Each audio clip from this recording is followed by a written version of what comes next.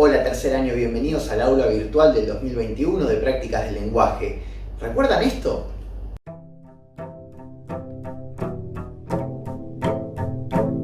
A partir de las 0 horas de mañana deberán someterse al aislamiento social preventivo y obligatorio. Esto quiere decir que a partir de ese momento nadie puede moverse de su residencia. Todos tienen que quedarse en sus casas.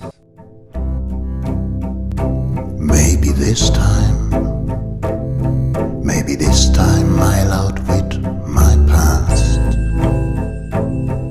I throw away the numbers, the keys and all the cards. Maybe I can carve out a living in the cold at the outskirts of some city. I'll extinguish all my recent pasts, become another man again, and have the quiet life. A quiet life for me. A quiet life. A quiet life for me. A quiet life. Parece difícil pensar que pasó un año de toda esta locura en la que estamos inmersos hasta hoy y que bueno, poquito a poco con esta vacuna pareciera que lo vamos a ir dejando atrás con los cuidados pertinentes. De hecho, este video es a causa de uno de esos cuidados pertinentes, de tener que dividir al curso en dos burbujas y durante este tiempo que asistan una semana sí y una semana no, la semana que no asistan van a tener esta clase virtual, con lo cual es muy importante, muy importante que puedan estar siempre al día, que puedan ver los videos para poder resolver las actividades que corregiremos siempre en la clase en forma presencial hasta que haya algún trabajo que tengan que entregar. Ya saben el modo, la subo a YouTube, ustedes las ven, así pueden realizar las actividades. Esto siempre insisto en que es un apoyo, en que es una ayuda para que todos ustedes puedan resolver si tienen alguna dificultad, que puedan ver las clases la cantidad de veces que sea necesario y así puedan consultarme también e ir leyendo los textos todos juntos. Vamos a comenzar con un texto que va a funcionar a modo de diagnóstico para ver en qué punto estamos parados justamente. Ese texto yo lo subí a Classroom, que tiene que ver con la dinámica del cerebro lector, las ventajas de un cerebro lector, y eso vamos a estar analizando en este momento.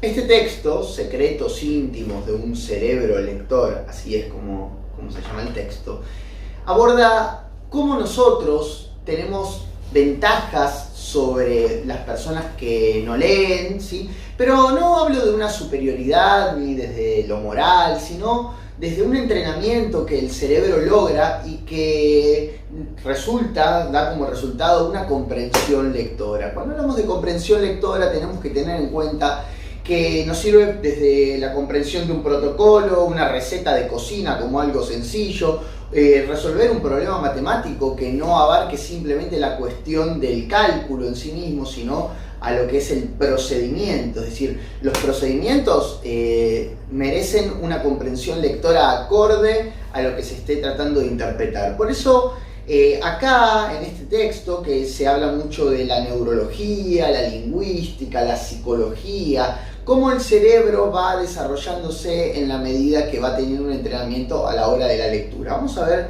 de qué se trata. Dice: Manuel Carreiras conoce de primera mano los secretos científicos de la lectura, aquellos procesos silenciosos que se activan en nuestros cerebros en el preciso momento en que un libro, una novela o un ensayo nos hipnotiza y nos secuestra del mundo. Al leer, 3 áreas de la corteza exterior del cerebro trabajan: el lóbulo frontal, encargado de procesar las imágenes, el lóbulo occipital, que asocia los símbolos que percibimos, o sea, las letras con un significado, y también el lóbulo temporal. Obviamente que acá, cuando está hablando de esta cuestión, tiene que ver con que el cerebro, insisto, que procesa las imágenes, tiene que ver con el lenguaje. Es decir, yo sé que esto se llama mesa, ¿sí? Pero no es porque la veo. Si me aparece en un texto la palabra mesa, mi cerebro automáticamente va a interpretar y va a codificar esa palabra para llegar a la imagen que por convención social ha quedado, que es la palabra mesa. No hace falta que yo vea al objeto en concreto, sino que cuando en el lenguaje ya me aparece nombrado, yo puedo interpretar esa imagen a través de la palabra. Después, cuando habla del lóbulo occipital, que asocia los símbolos, o sea, las letras con un significado, tiene que ver con esto, ¿sí? La M, la E, la S y la A forman mesa. Si yo lo escribo en un pizarrón por separado y pongo la M, pongo la E, acá abajo pongo una S y acá una A, como les hice a los chicos el otro día en el aula, y ellos me dijeron mesa, automáticamente. ¿Por qué? Porque la palabra mesa, ¿sí?, es la unión de esas letras.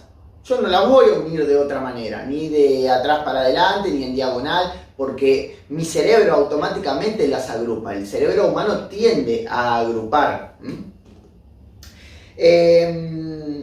Después, bueno, el lóbulo temporal, ¿sí?, que en definitiva es esto, ¿no?, de recordar las palabras, recordar los significados para que, obviamente, cuando vuelven a aparecer en un determinado texto, yo recuerde de qué estoy hablando. Si fuera una memoria a cortísimo plazo, ¿de qué serviría que yo aprenda el significado de la palabra mesa? ¿Sí? Ahí nos tocan bocina. A diferencia del carácter instintivo del lenguaje, solo basta con estar inmerso en una comunidad para aprender un idioma, la lectura y la escritura requieren una instrucción formal. Claro, una persona, un nene chiquito, aprende a hablar, ¿por qué? Porque escucha a los padres, escucha a los hermanos, está dentro de una determinada sociedad donde se habla permanentemente y el chico recibe estímulos del lenguaje. Si nosotros dejásemos a un chico en una isla, ¿sí?, a un nene de 1 año en una isla, con alguien que es sordomudo, y probablemente ese chico solamente puede aprender un lenguaje de señas para determinado tipo de códigos, no más que eso, porque no va a recibir una instrucción donde va a poder, insisto, utilizar un lenguaje. Por eso también la lectura y la escritura requieren una instrucción formal, una instrucción de escuela, una instrucción de padres que enseñan a utilizar justamente la escritura, ¿sí?, y la oralidad. Fue, sin embargo, hace poco que psicólogos y neurocientíficos descubrieron algo ya sabido desde hace siglos por escritores, libreros, profesores de literatura, promotores de editoriales y suplementos literarios. Leer nos transforma por dentro. ¿Sí? Obviamente, cuando habla de transformarse por dentro, habla de esta cuestión de cultivarse, incorporar información, incorporar elementos culturales de diferentes sociedades del mundo, ¿sí?, diferentes imágenes que nos plantean de diferentes lugares. Abre la imaginación, no solamente una imagen en televisión nos permite eso. Cada vez que leemos, nuestro cerebro cambia.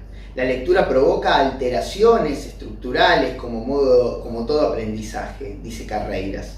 El cerebro es un órgano muy plástico y leer es para la mente como ir al gimnasio. Desencadena procesos complejos y automatizados. Por eso nos parecen tan simples. Sí, claro.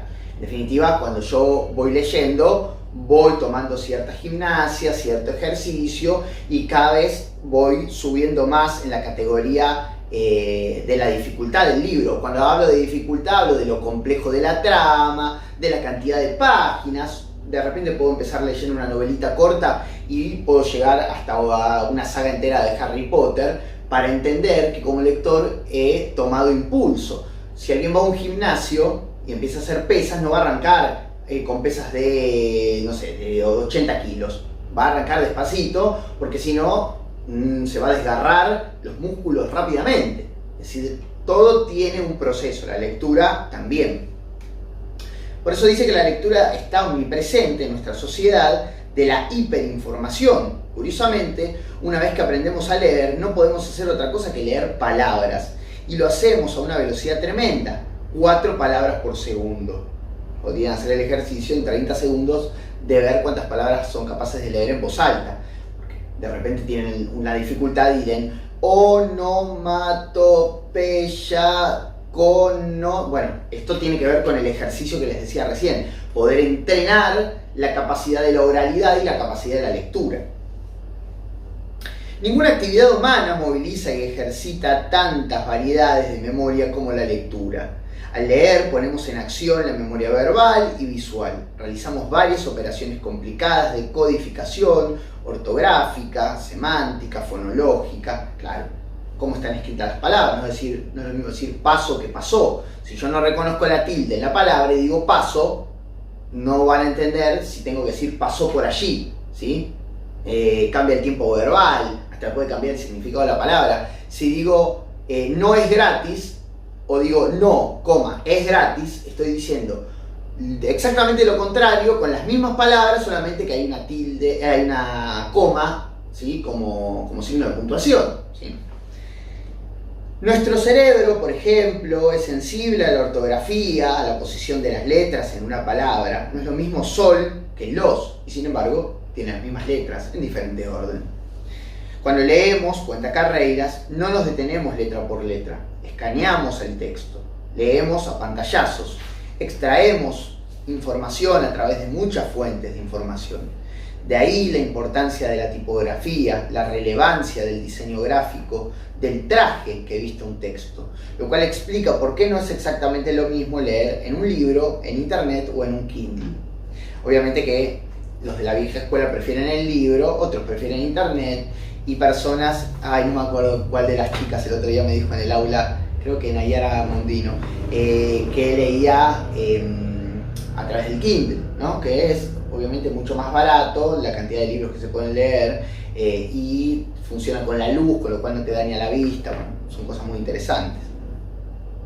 Además, cuando leemos un texto, predecimos, rellenamos. Claro, si dice mes, no porque puedo interpretarlo como la palabra mes.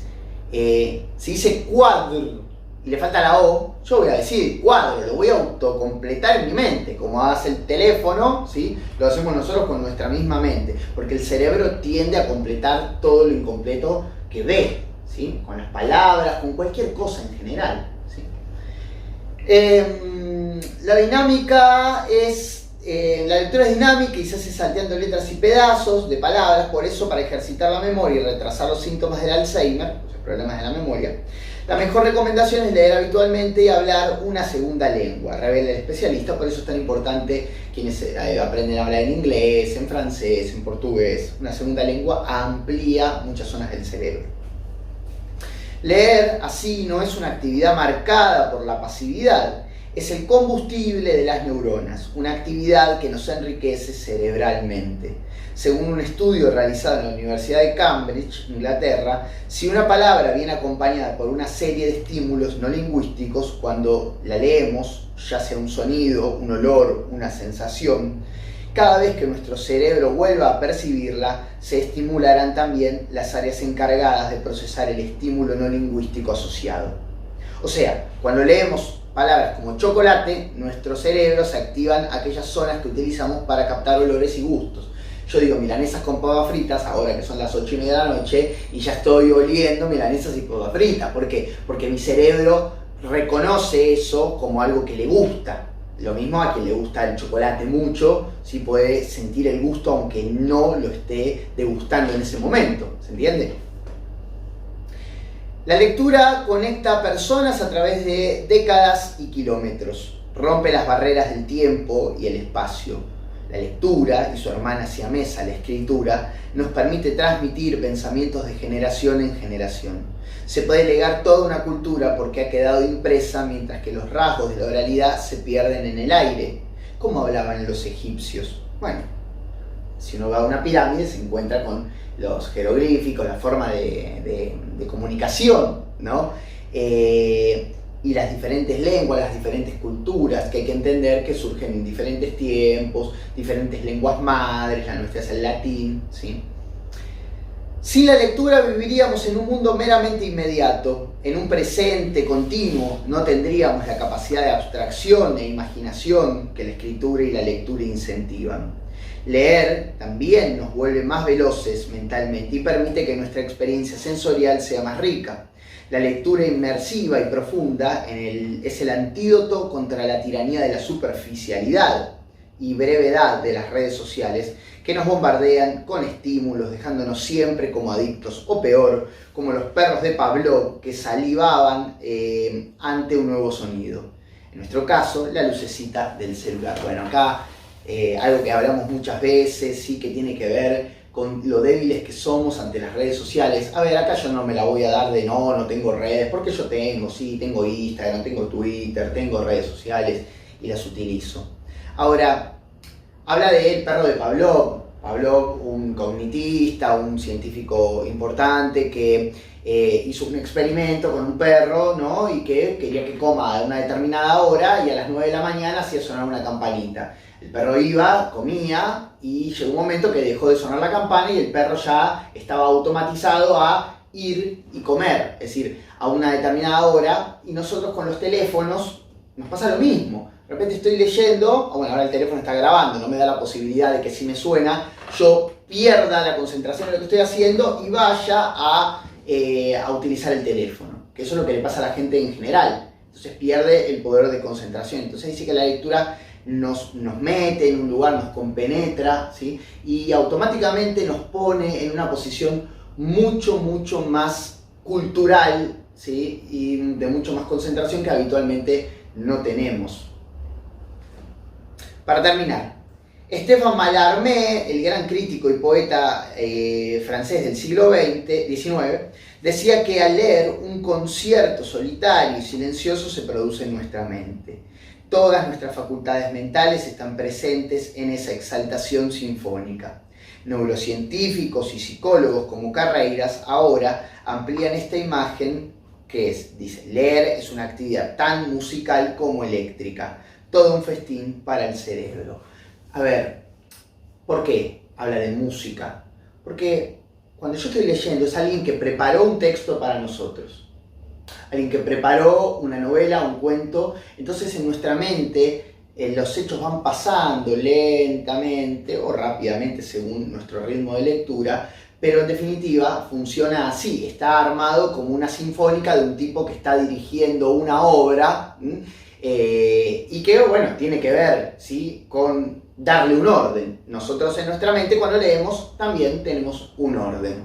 Así que bueno, este texto nos da la pauta de lo importante de la lectura, ¿sí? Y en las actividades ustedes se van a encontrar con esto. Les pregunta acerca de los temas que se abordan, ¿sí? De cuál es el tema que más, ¿sí?, se aborda, si es la literatura, la lingüística, la neurología, la historia, la psicología. Hace preguntas del texto en sí que ustedes tienen, a ver cómo ponemos a prueba esta comprensión lectora. Quiero ver qué es lo que ustedes pueden resolver de esto para que lo podamos corregir cuando nos encontremos, ¿sí? Así que bueno, esto por ahora es este primer texto y vamos a seguir trabajando de esta manera a los que les toque y presencial a los que nos veamos. Les mando un abrazo grande y nos vemos la próxima.